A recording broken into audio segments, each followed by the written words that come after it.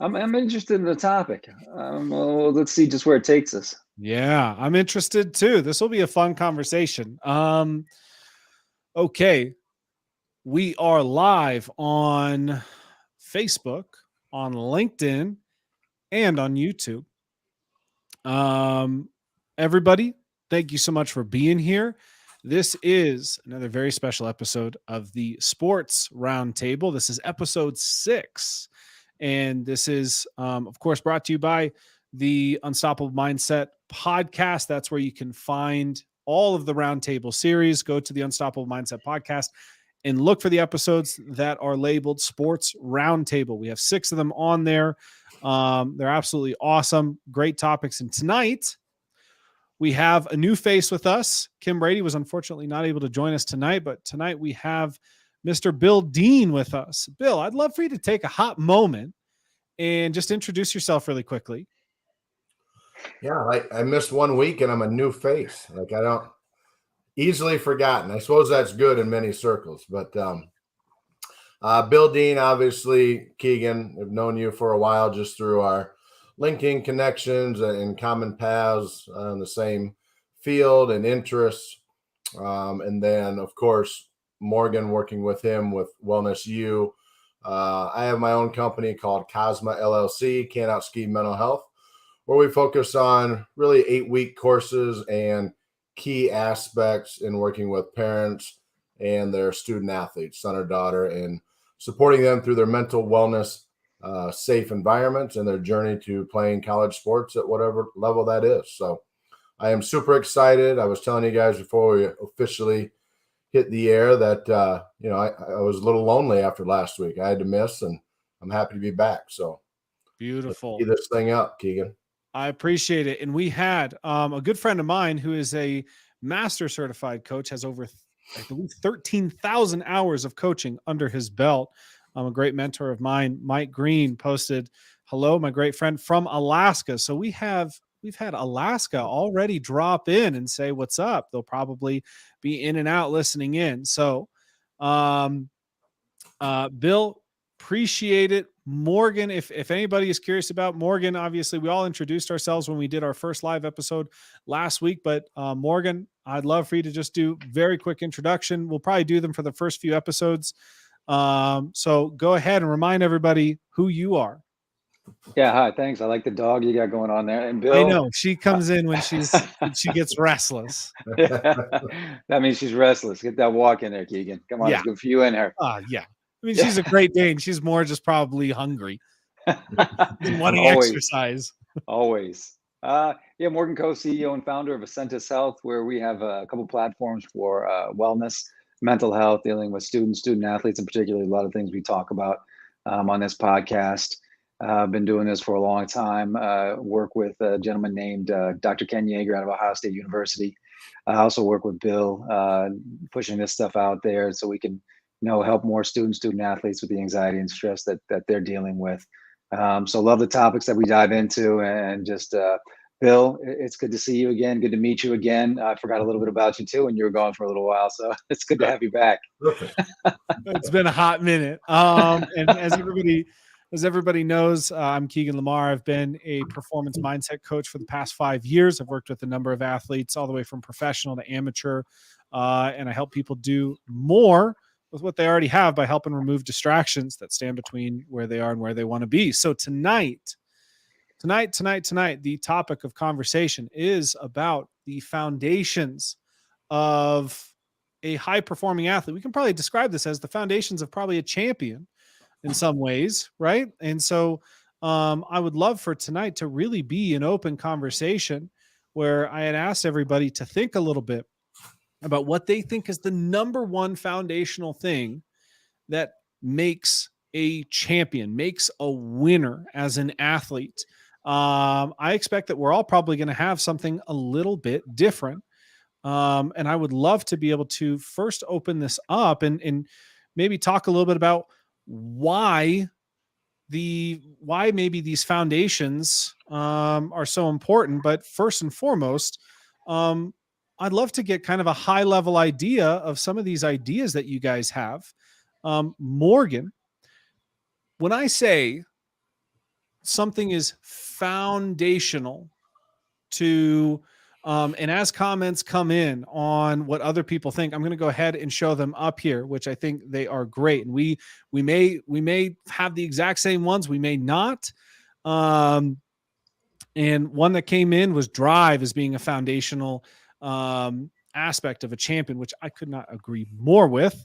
I think that's an absolutely amazing one. But Morgan, from your perspective, I would love to also hear what you believe is a foundational aspect to a champion caliber athlete. Yeah, so when I think about it, when we were having this topic going back and forth to figure out what we were going to discuss, and what came to mind for me, drive, yes, but that's not what I felt was the most thing that you needed. Was, for me, it was, you have to have a system. There has to be some sort of system in place that you can look at and say, okay, from day 1 to day 365, there's something in place that I'm going to lean on to help me get better. And I think it's, without direction, you can have all the drive in the world, but if you just push yourself too hard or lift too much weight or, take too many days off, if you don't have those sort of, direction to get to where you want to go, then you're not going to get there. So that's the thing I talk to my son a lot about, is like, how do we get from where we want to go? Or when I'm talking to other people about going to, activities or, high achievers, you've got to have a direction. One of the things that I learned a lot about, that when I was going through the Ironman, dealing with the long one, the long course race, was that I had a plan in place. I started in October, I finished in August.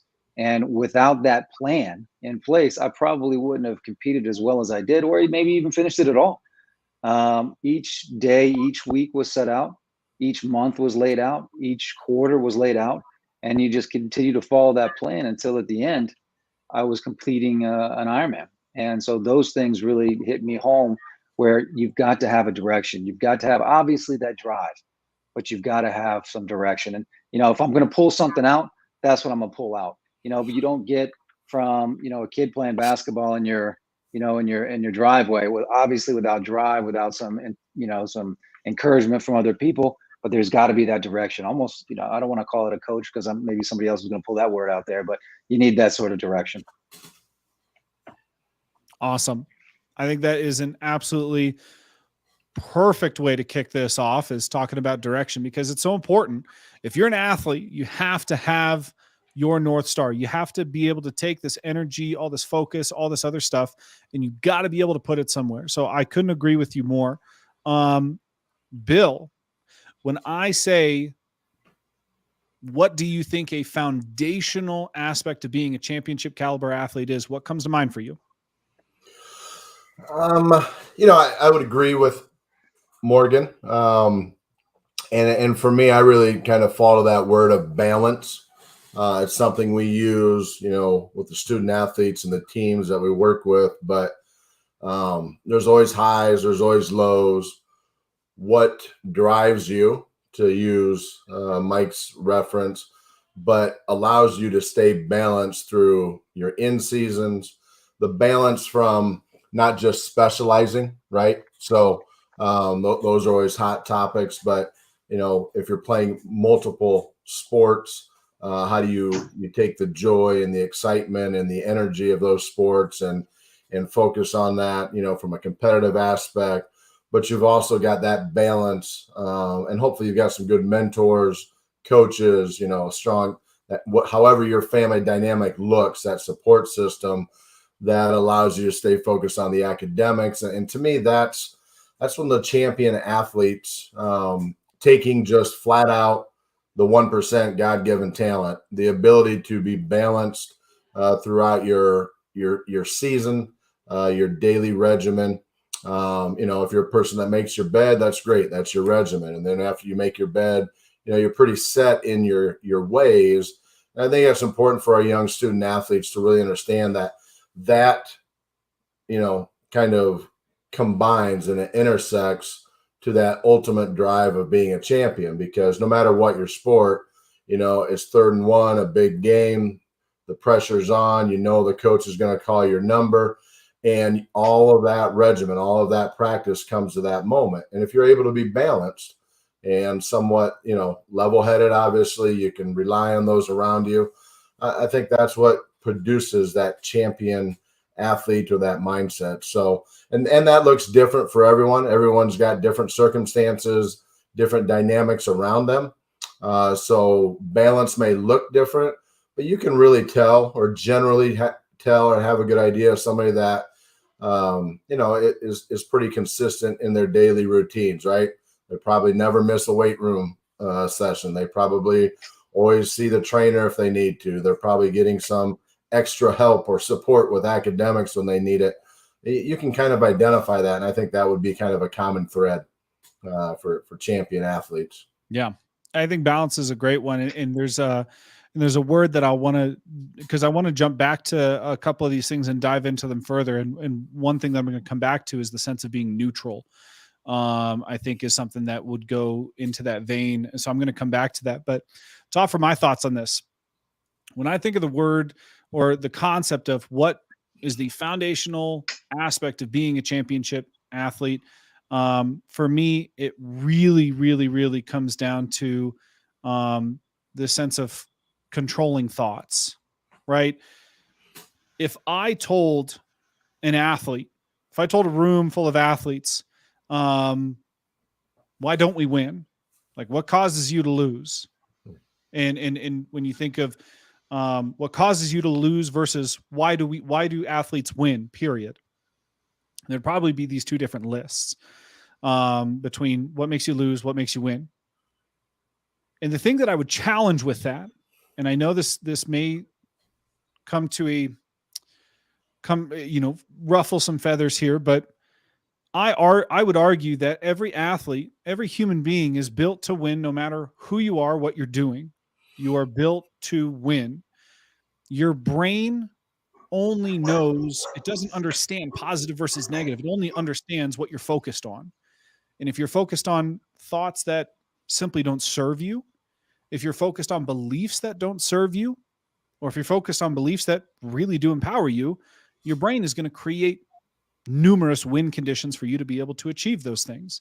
Okay. And one of the big things that is a problem is that as an athlete, we are taught there's one way to win, there's one way to lose, or there's really one way to win, which is up on the scoreboard. And there's a million different ways that you could potentially lose. And all these thoughts are going through your head. Do this, don't do that. Your brain doesn't care if you think do this or don't do this. All it thinks about is, what are my win conditions here? And whatever you're focused on, it's going to try and create a win condition out of it. And even if it's something like throw an interception, throw the ball out of bounds, miss a tackle, miss a shot, whatever it might be, if your energy is put towards it, your brain is going to create a win condition. Then you're going to be pissed off that your brain did exactly what it's supposed to do, which is create win conditions. And I would challenge people to say, how do you control your thoughts on a daily basis?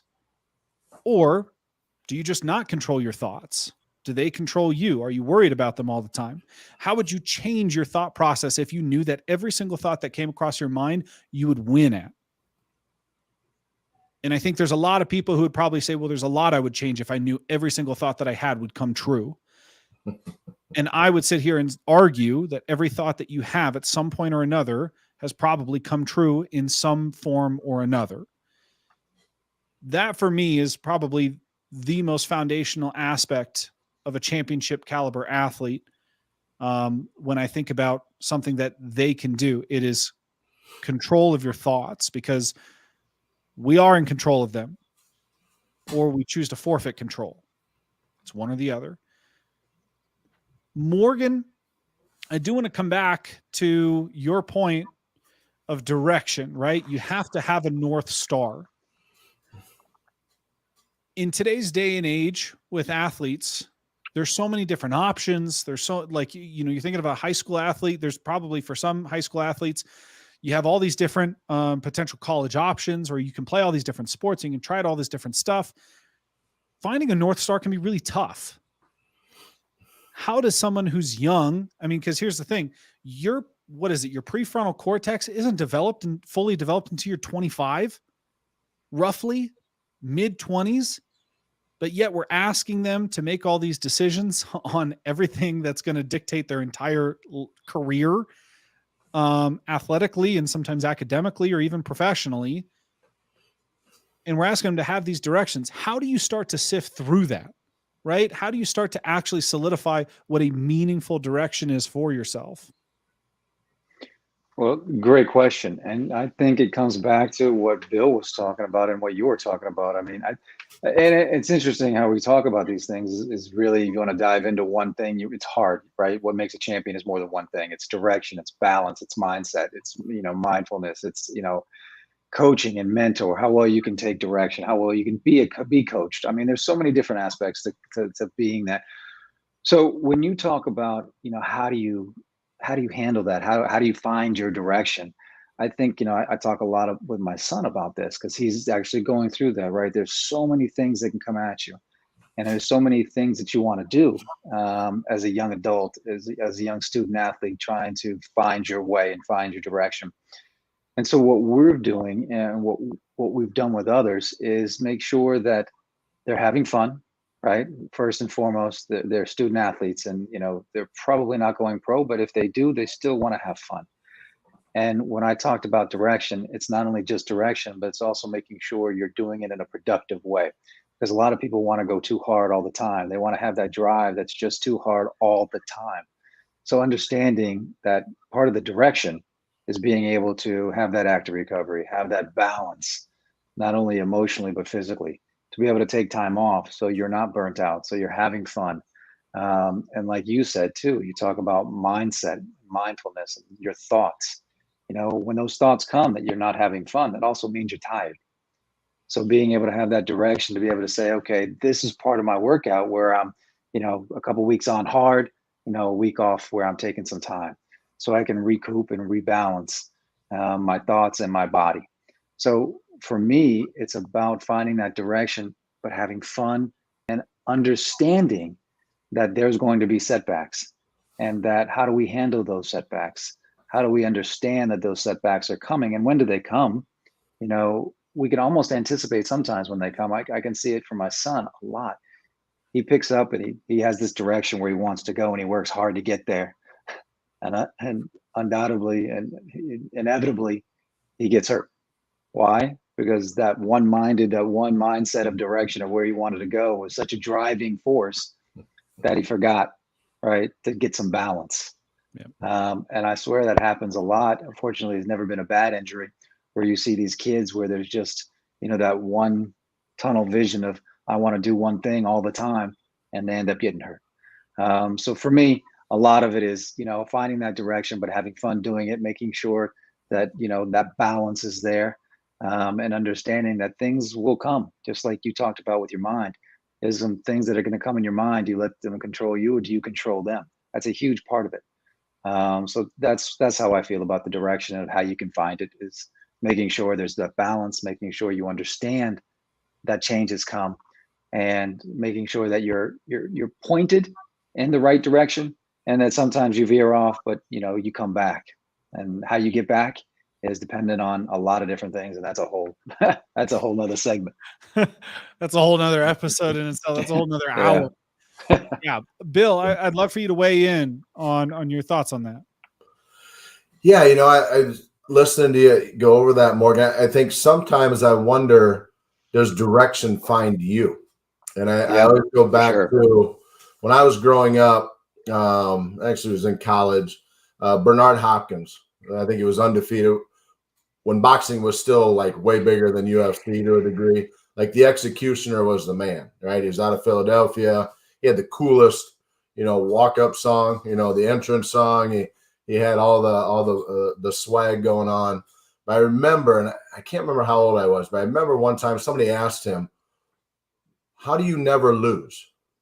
And he said, "Simple. I don't ever want to be hungry again. And my kids will never be hungry again." And he was at the top of the world, right? I think he held all the belts simultaneously for, I forget the exact run that he had, but his direction, what found him was growing up in Philadelphia, and he was never going to experience that. And that drove him. And clearly he was balanced, right? Like I don't think he was ever too much in the tabloids or the news, or seems like he was pretty focused on his training and, being very, marketing himself and taking advantage of everything that was in front of him.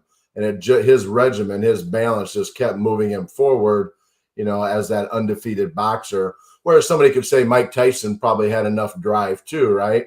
But he didn't have that direction, that balance. And we know, where his career took him. So I think sometimes that direction, I find it very interesting at times, really look at when it finds you and you happen to be up for the challenge. When that finds you, you've got a specific skill set, you've got a drive, like Mike had said, and you know how to capitalize on it and really move that forward to the ultimate, level of like a Tom Brady or, Michael Jordan, Bernard Hopkins, like I said. I think that's pretty amazing too. When it finds you, how do you capitalize on it? Yeah. And if you don't know where Mike Tyson's career went, go watch a documentary. There's a lot of them. Yeah. There's plenty of them out there. I prefer to think of him as the Hangover Mike, right? Like he's funny, he's good. Yeah.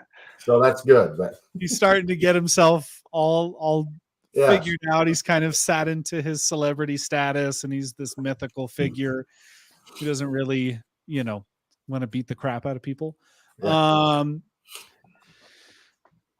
The thing that stands out to me, Morgan, with what you said was this concept of trusting the process. When you have a direction for yourself, one of the most important things as an athlete, I think, that a lot of people get sidetracked by, because you had mentioned this. Sometimes you set a direction for yourself, and sometimes you get sidetracked by things that are kind of demanding more of your attention in the here and now.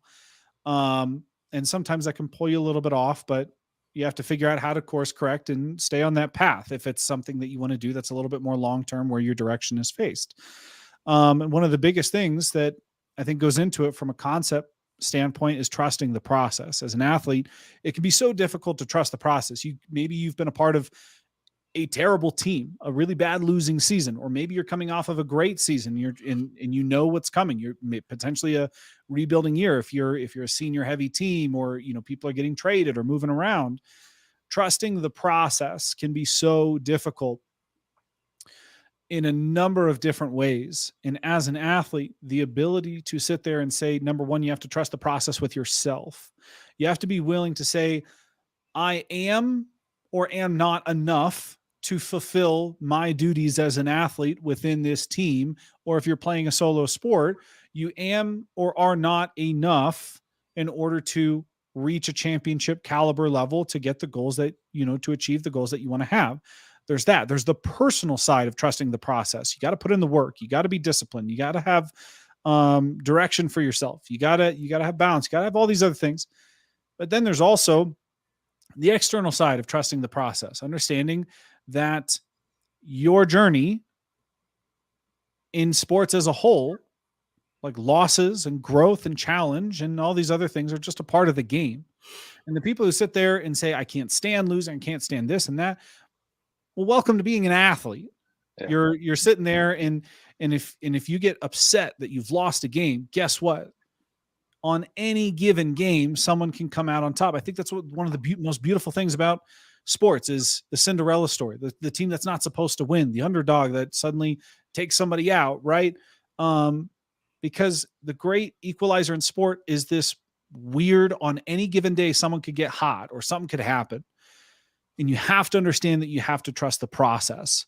You can't be perfect. There is no such thing as perfection. You're chasing a sense of self-mastery. You're not chasing perfection. Because even if you're perfect, there will be things that you can pick apart.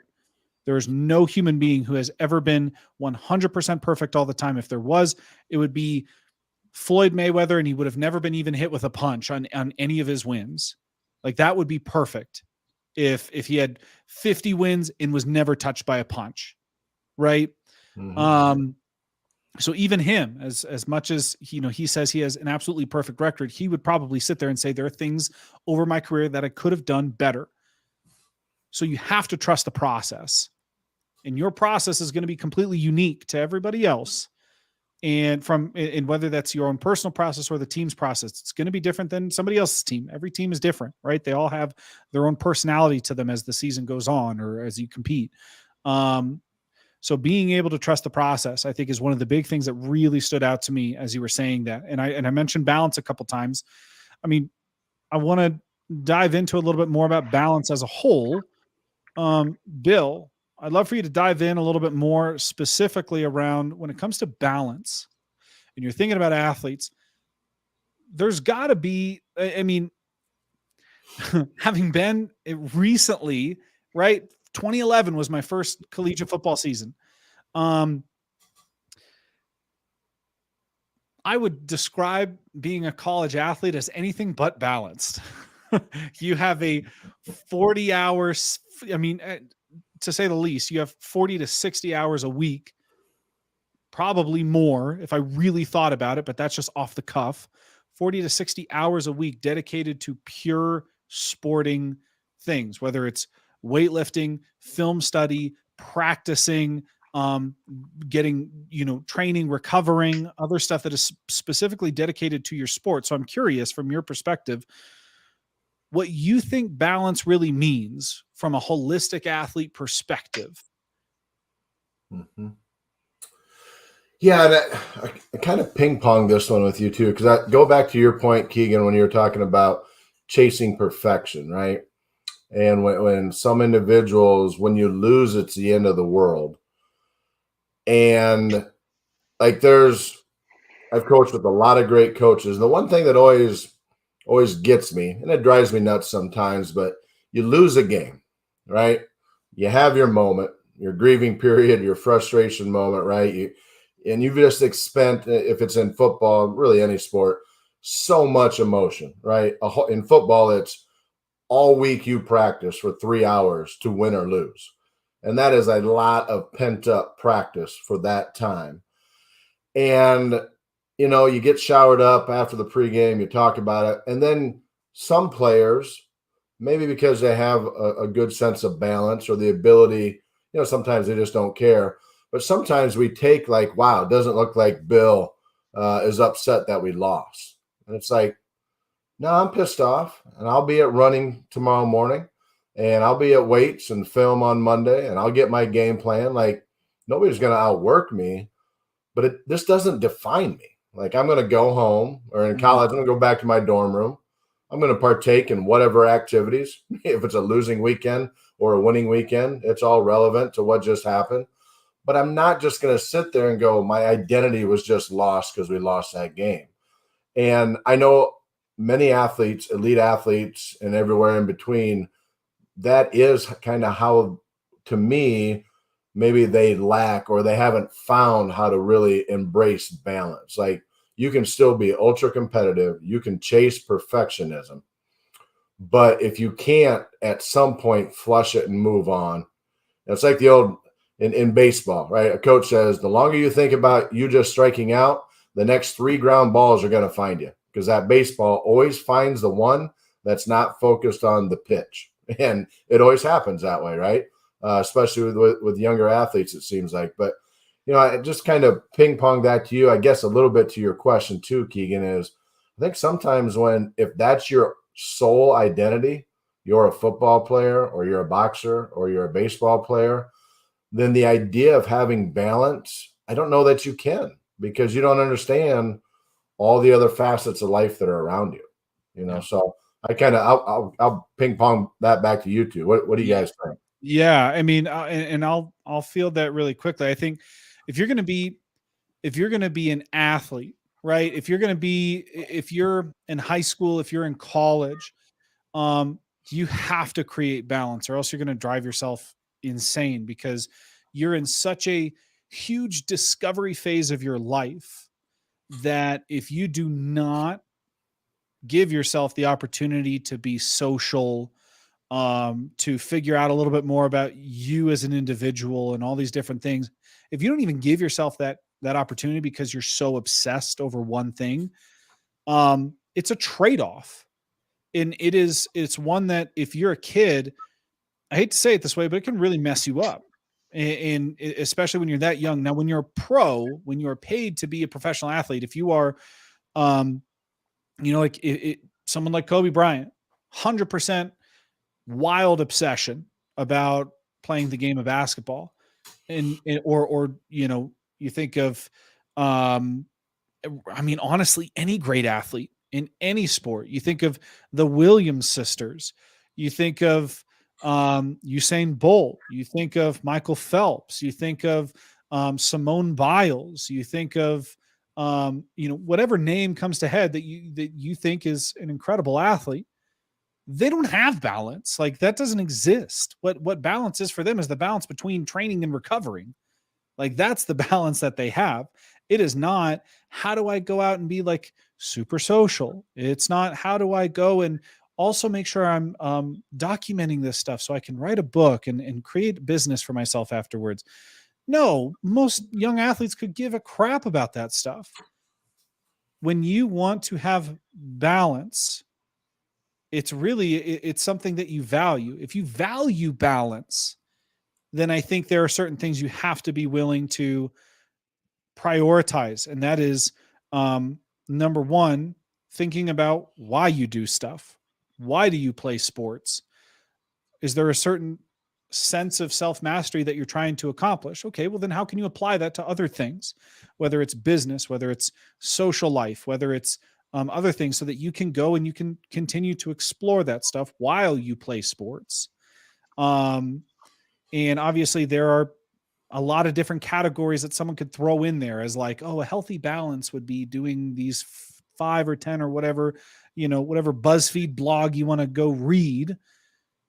But that's if you, to me, that's if you really value balance. If you do not 100% value balance as like one of your top 5 things, then I'd say don't worry about it. And if people think you're crazy, I mean, I hate to say it this way, but who gives a shit?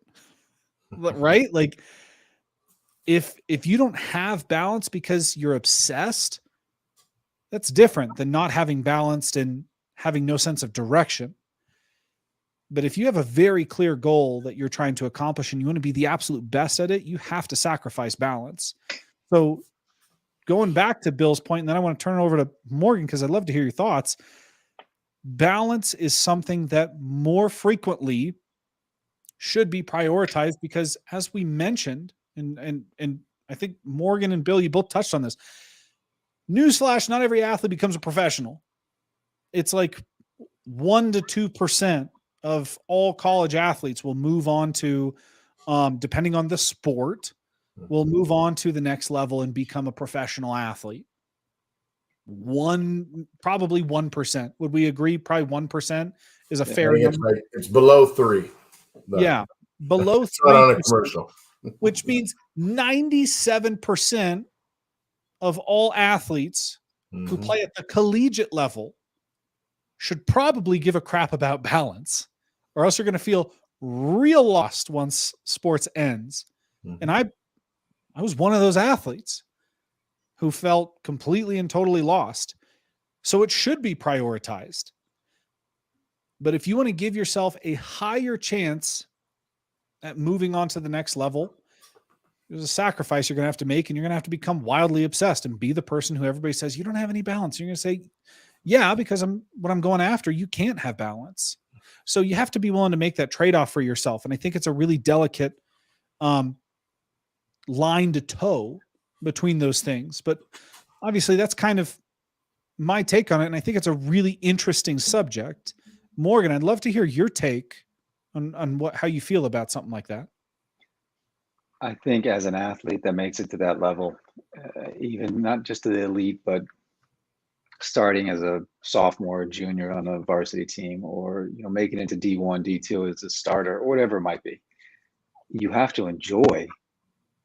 When you talk about balance, it's almost to that individual. I know it was me, and I know it is with my son. It's like, he doesn't have certain things or doesn't do certain things that maybe other boys his age might do, because he loves doing what he does. So when you say he doesn't have balance, well, to him, he has all the balance he needs and wants, right? So and going back to, Bill, what you were talking about is, the attitude of, striving and are you upset or not? And it's interesting about that to me too, is like you need, and you see it sometimes where people are projecting how you should feel, right? Oh, he's not, she doesn't care. He's not upset after a loss. No, I'm upset. I was swinging as hard as I could while I was in there, but it's over now, and you can only think about one thing at a time. If you're thinking about being angry at somebody, you're thinking about, this or that, then you can't be thinking about the next thing that maybe you should be doing, right? You're angry that you lost. You don't go shake somebody's hand. You don't have sportsmanship because you're angry, right? You don't think about what you should be doing because you're so thinking about the past. So, that's kind of what you were talking about, Bill, that struck me as like, absolutely. And another thing too, that struck me too, is like when people are, talking about, oh, is that going to get you up for the game? No, man, I'm always up for a game. Just because I'm not acting like you doesn't mean I'm not up. Yeah. So it's interesting how a lot of people project the emotions. And sometimes I think we get caught up in that balancing act of, what people should be acting like versus, just letting them be how they are, because that's the best for them. And that's how they balance, and that's how they cope, and that's how they manage. So that's my take on what was said in the past. I think 10 minutes before I got to speak. Appreciate you letting me talk, Keegan. And so moving forward, I think that's what I wanted to say. I think you had a question in there. I forgot even what the question was. If you had one for me, because I want to get back to what was said in the past half hour. Is that a formal grievance for bring back the clock or what? Like, do we just file a grievance there, Morgan? What the heck? Oh, we tried to go informal tonight. Leave the clock on the board. I enjoyed listening to. I had some thoughts and I forgot them. I should have wrote them down, and then your question I even forgot. So.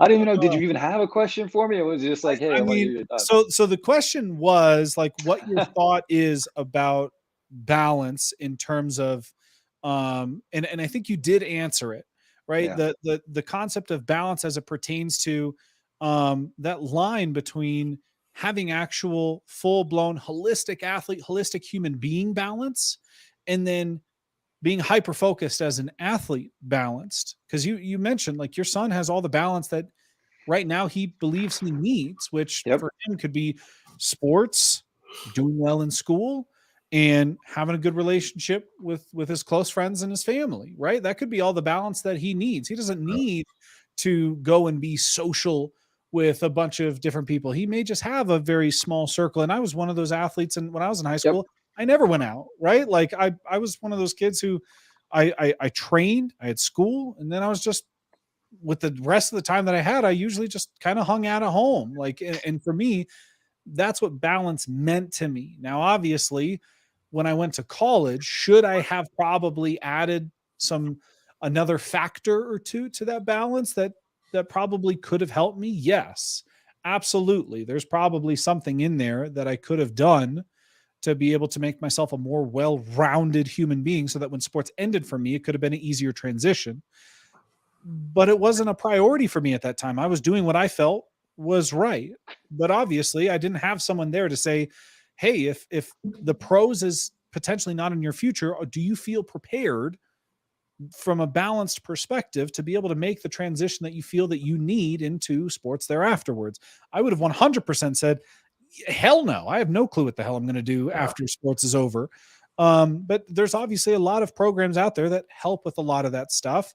One person I do want to try and bring on at some point is a good friend of mine. His name is Michael Willett, who actually owns a company called Walk On Nation. Huge shout out to him. I spoke to him this morning. I'd love to have him on here as a guest, and I'll see if I can try and set that up.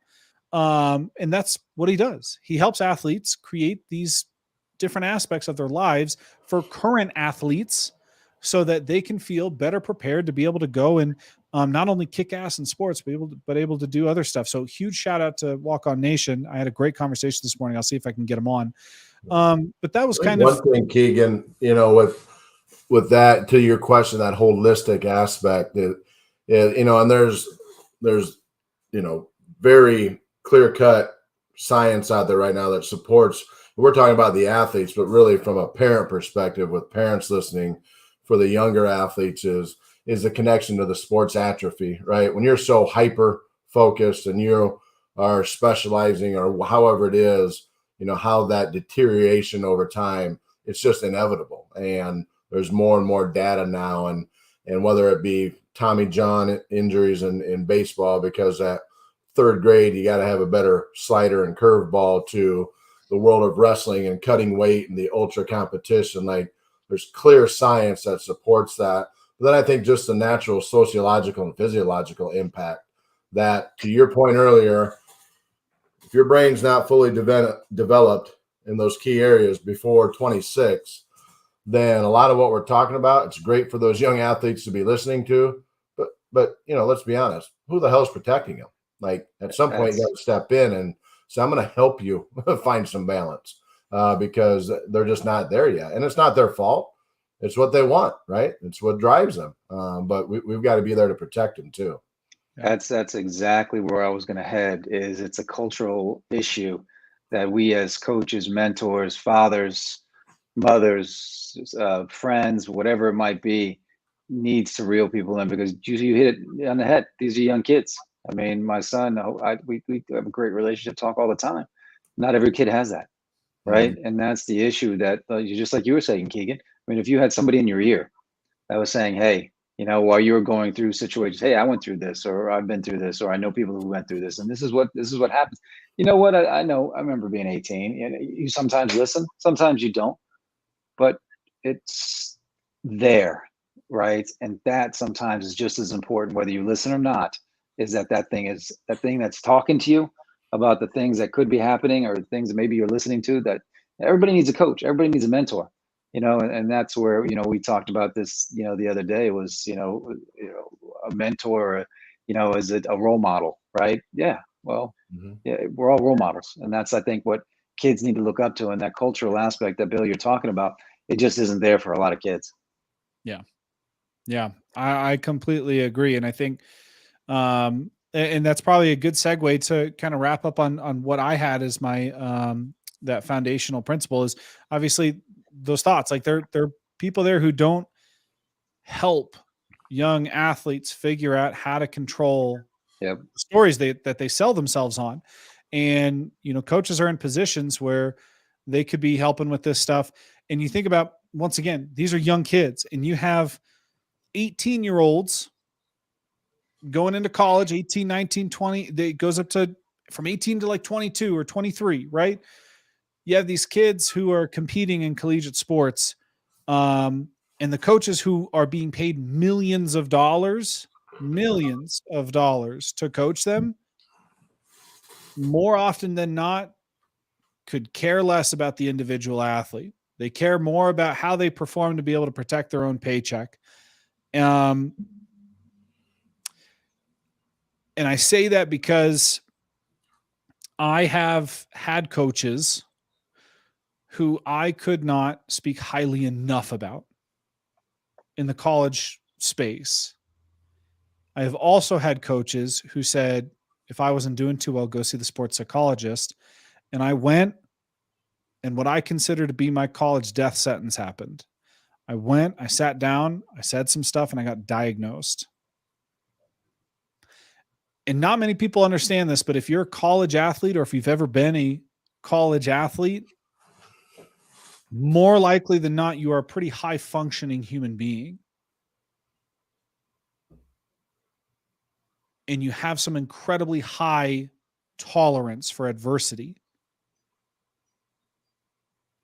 If there's a kid who's in college who is dealing with depression or anxiety or all these other things, it's because they haven't been spoken to, mentored, helped for so long that their incredibly high adversity tolerance has finally been surpassed. And I wasn't that athlete who had that go over the edge or anything like that, but I was the person who was misdiagnosed by someone who never played the game. And looking back on it, obviously, the biggest thing that I wish I could change was I wish there was somebody like me around to be able to sit there and tell somebody you're not broken. You're an incredibly high functioning individual. And these stories that you're telling yourself, how would you change the thought process going through your head if you knew that every single story that you sold yourself on would come true? Because you are hard coded. Your brain is built to give you win conditions. It's built to put you in a position where you can win at whatever you believe. Mhm. How would you change things around to actually go and be able to live as if that were the case? But it's tough. It's tough for a lot of kids. I mean, Bill, what are your thoughts on controlling those stories that was often we sell ourselves on? Yeah, I appreciate you sharing that, Keegan. I think my hope is from a we spent some time with Jason Holzer on 40 athletes last week, and he really pushes and focuses on transformational coaching, and so my hope is, and we see it with our Wellness U program. That's a real statement, not a pitch statement, where coaches are embracing the informal, like they want to know what's really going on. It's no longer okay to say, per our policy or per our code of conduct or per our student handbook, this is what happens, and nothing else outside of that happens, right? They made a movie about that, Code Red, and Tom Cruise, and drawing a blank on it now. But the reality is the informal exists, and we're already dealing with it every day. And the coaches who are embracing it, who are embracing that flood of information and not seeing it as threatening, but seeing it as an opportunity to better know what the Keegans of the world are going through and how maybe our daily regimen doesn't support where he's at, but it's not indicative of he's a weak individual. It's indicative of maybe we need to support Keegan more individually because he's still a valuable member of our team. And no matter what the sport, football, baseball, lacrosse, track and field, you name it, I'm seeing, and Morgan can attest to this, we're seeing more and more coaches who are like, yes, yes, yes. I'm not scared of that information anymore. Like, give it to me because I want to know. I think it can help me win, right?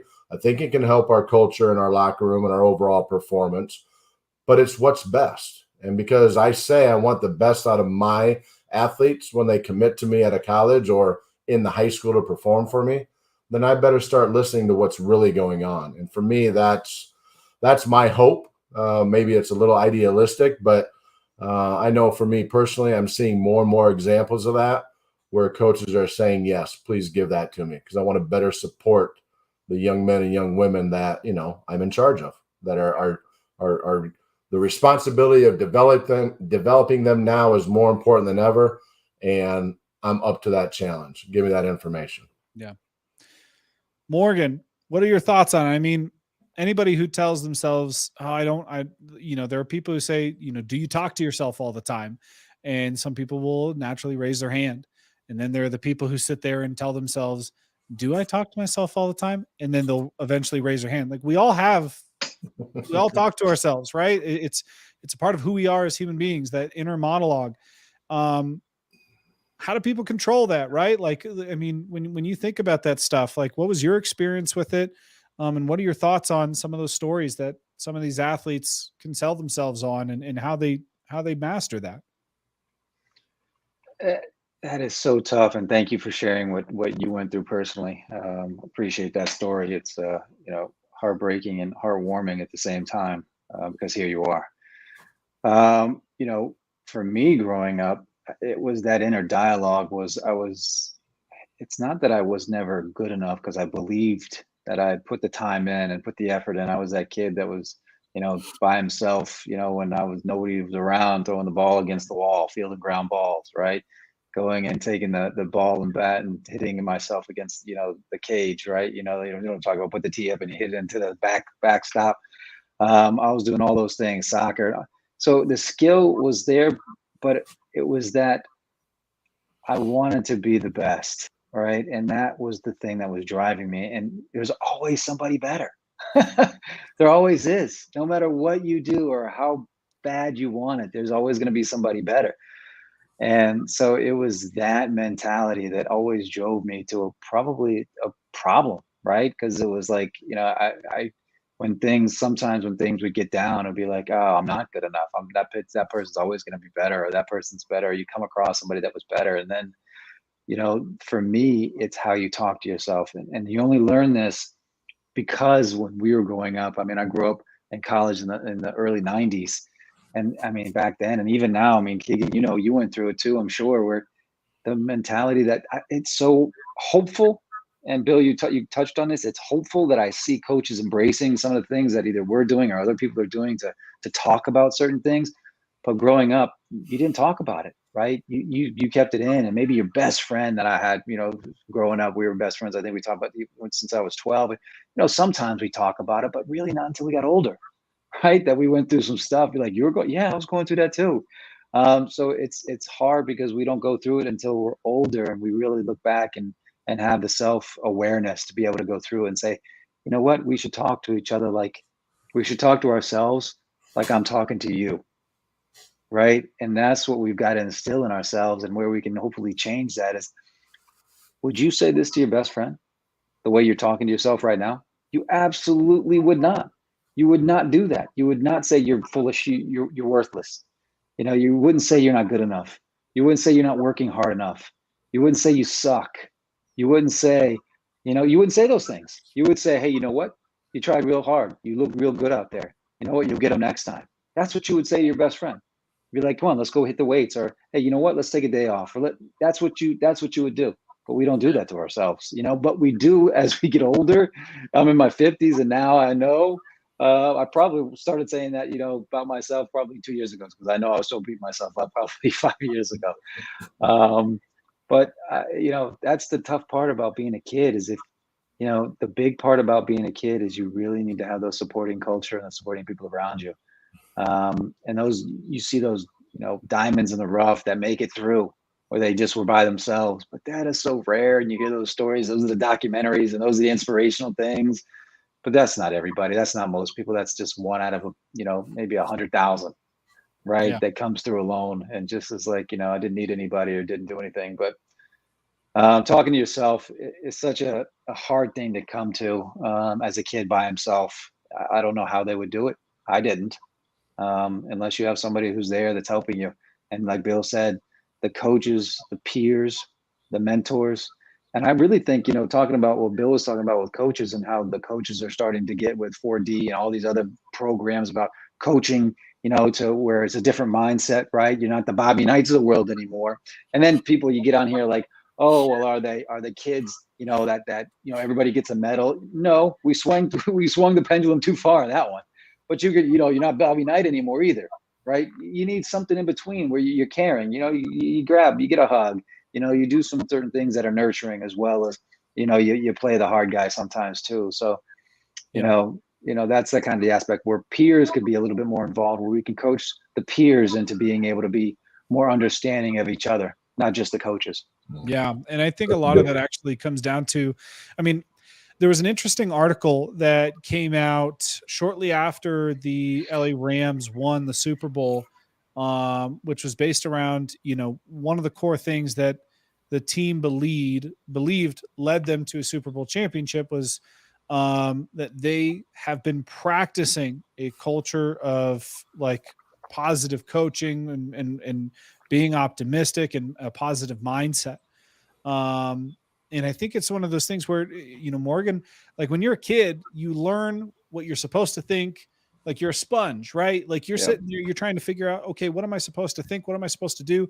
And you're learning this stuff from everywhere around you. And it comes down to fundamentally, how do we put certain things in place in order to be able to allow these kids to start training that optimism muscle earlier and have better adversity tolerance and be able to have what I like to, what I would deem a code of ethics for themselves.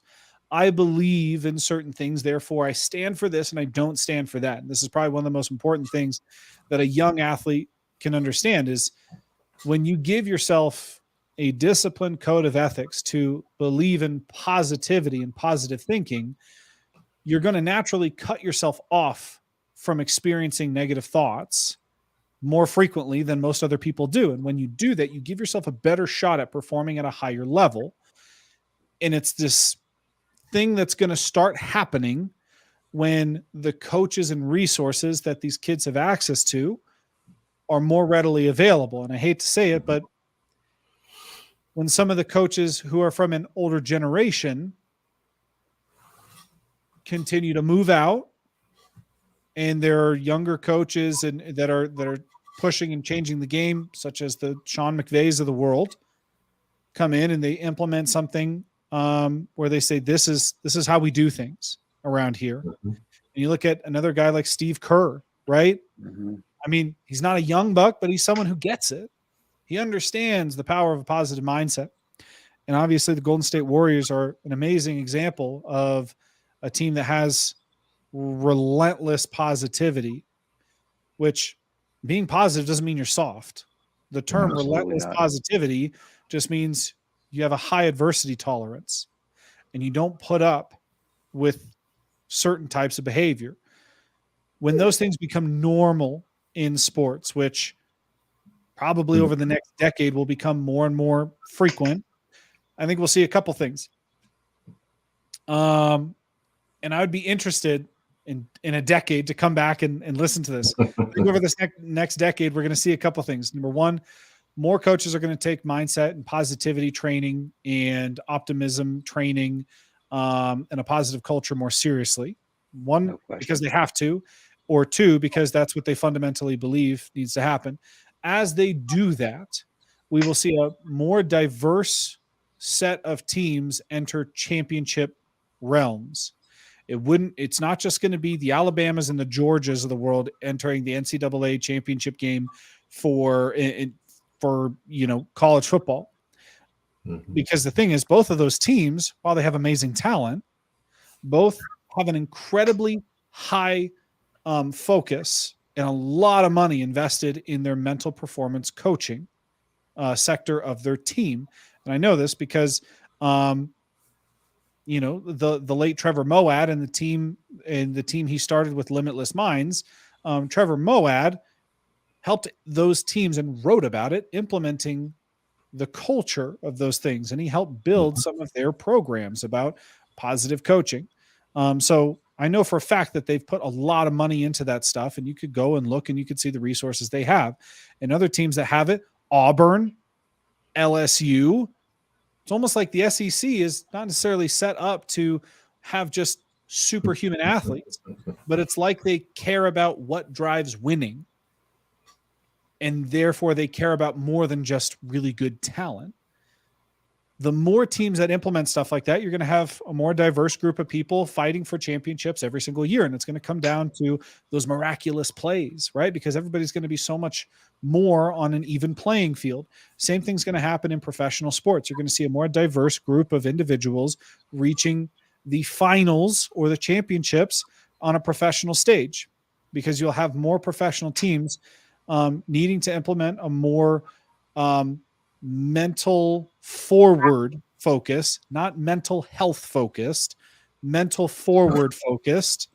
And if you don't know what I mean by that, then you haven't been paying attention. I hate the term. We focus on mental health around here. It's a buzzword. Mental forward is a much better term to use, where you talk about where you're at and where you want to be and how you want to get there and the best way to get there mentally. I think those are going to be some of the changes that we're going to start noticing, especially with team sports. It's going to happen across all teams. And I guarantee over the next decade, as more teams put a focus on this kind of stuff, we're going to see a lot more exciting championship diversity in terms of the teams that are entering those spaces. I think too, Keegan, a key point to what you brought up too, and I think for our viewers it's important, mental performance, all of these things, nothing replaces accountability, right? So you can talk Alabama all you want. At the end of the day, Coach Saban does a great job. You hear him on his interviews and stuff, but if you really know some of the connections, like nothing replaces accountability. If you're late, you're late. If you miss, you miss. If you're poison, you're poison. And those are things as humans we know you don't do in the workforce. You're accountable to it. And poison, you don't hang out with it, right? You don't drink it. And so I think sometimes when we get, I never want our viewers to be like, oh yeah, more transformational coaching and and embrace bad behavior. Nuh-uh.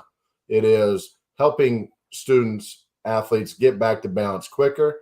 But at the end of the day, if you're talking about something that connects to true accountability and safety and a level of unhealthiness for a locker room or an individual or others, those teams are, like you said, the Rams, it was great, right? Sean McVay, but Aaron Donald, I think, said it. Hey, don't mistake this for a lot of people were cut and they ain't here anymore because they couldn't handle what positive coaching and positive direction meant. And so I think that's part of the balance too. It demands a ton from you. Being positive, being optimistic, it is way harder than being a jerk. And it requires so much more willpower and so much more discipline to actually follow something like that. Mm-hmm. You know what? I'm going to cut you off right there. It doesn't take more work. The problem is it's learned. We're taught. Yes. You said that perfectly. It's more conditioned in today's society, and therefore it's inherently wrong. Or it's just as easy to implement it the right way the first time. Absolutely, because going back to what Bill said early on was the guy who's not upset because he lost, and the guy who is upset that he lost, but they played as hard as they could while they were playing. Both of those things are learned, right? So it all goes back to it's learned, right? It's easy to be that. You say it's easy to be that jerk, but it's also easy to be that positive guy too. Yep. Right. So I just wanted to state that you can go either way. It's 50-50. It's just which way you learned. Yes. No, you are 100,000% correct. I'll take that. I'm gonna put that. Hold on, I gotta write that down. Good eye. That's really good. Take that as a win. Let's take that. Okay, see you guys. I'm out. All right, I've got my report card for the night. I'm going to head out. No, you're absolutely correct there. And doing the right thing is always going to be more beneficial in the long run. Gentlemen, this was an amazing conversation. Yeah, it was great. We've been at it for just over an hour. I appreciate all the thoughts. If there's anybody who's watching this who maybe you agree with certain things, maybe you disagree with these things, we'd love to hear your thoughts, comments.